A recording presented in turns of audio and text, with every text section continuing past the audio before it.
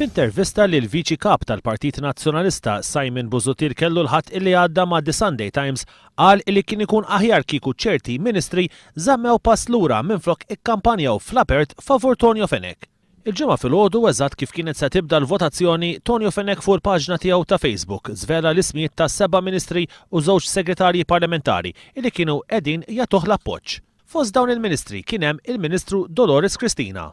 Iżda meta kienet mistoqsija minn One News dwar l-istqarrija ta' Simon Busuttil illi hija messa għadet pass lura, Dolores Cristina wieġbet illi kellha kull dritt tagħti l-appoġġ lil Tonio Fenech. Jista' jkun ma nafx, però jiena ħassejt li kelli nagħti l-appoġġ tiegħi lill-kollega Tonio Fenech tajtulu. Dawn il-ministri ħadu sem anke f'attivitajiet pubbliċi organizzati minn Tonio Fenech fejn kellhom kliem ta' tifħir għall-Ministru tal-Finanzi u anke ħeġġew għal vot favorih. Fl-intervista ma' The Sunday Times, Simon Busuttil iddeskriva l-appoġġ tal-kabinet lil Tonio Fenech bħala ostaklu formidabbli għalih.